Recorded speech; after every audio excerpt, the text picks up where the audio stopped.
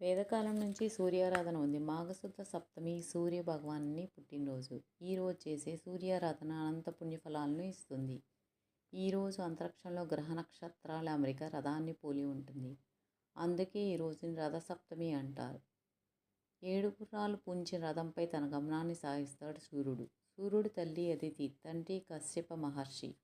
అందుకే ఆయనకు ఆదిత్యుడు, కశ్యపాత్మజుడు అనే పేర్లున్నాయి. వైవస్వత మన్వంతరం రథసప్తమి నాడే మొదలైందనేది పురాణోక్తి. సూర్యుడికి వివస్వతుడనే మరో పేరుంది. అంటే ఎంటికి తన ప్రకాశాన్ని కోల్పోడని అర్థం.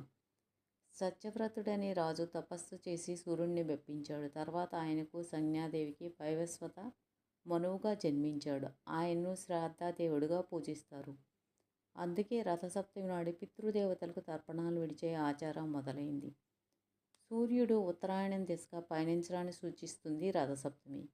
ఈ కదలిక శీతాకాలపు చలికి ముగింపు, వసంతకాలపు వెచ్చదనానికి ఆరంభం. జ్యోతిష్య శాస్త్రం ప్రకారం సూర్యుడు మకర రాశిలోకి ప్రవేశించిన తర్వాత తన పయనాన్ని వేగవంతం చేసుకునే రోజు.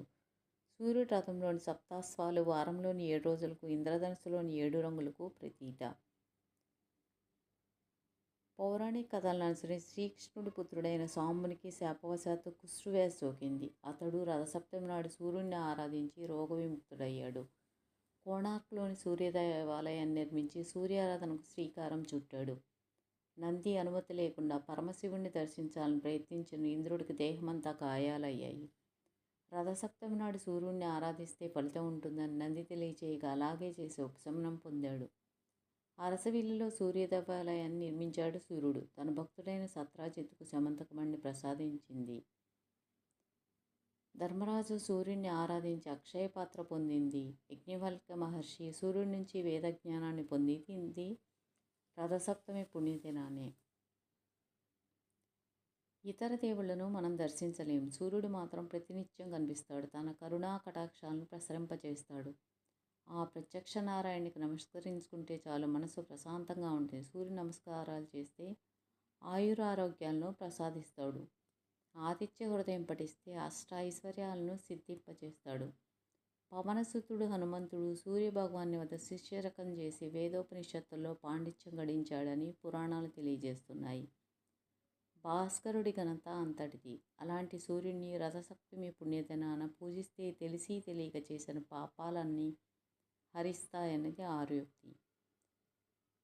మన పండుగలన్నింటిలో శాస్త్రీయత ఇమిడి ఉంటుంది. రథసప్తమి కూడా అంతే.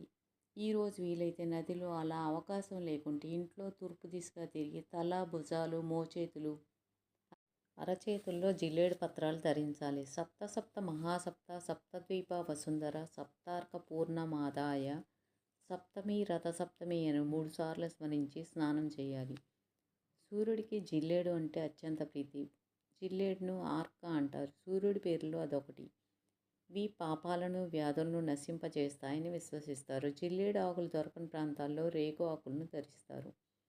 ఇంకొన్ని ప్రాంతాల్లో 3 దళాలు కలిగిన చిక్కుడాకులను ధరించి ప్రాతకాల పరబ్రహ్మం, మధ్యాహ్నం తు మహేశ్వర, సాయంకాలే స్వయం విష్ణు శ్లోకాన్ని పఠిస్తూ స్నానం చేస్తారు. జిల్లేడు, రేగు, చిక్కుడు పత్రాలకు రథసప్తమి ముందు రోజు నుంచి 3 రోజుల వరకు విశేష సూర్యశక్తి లభిస్తుంది. ఆ శక్తి మనకు ప్రాప్తించాలనేది ఈ విశిష్ట దినాన ఆ పత్రాలతో స్నానమాచరించడంలోనే ఆంతర్యం.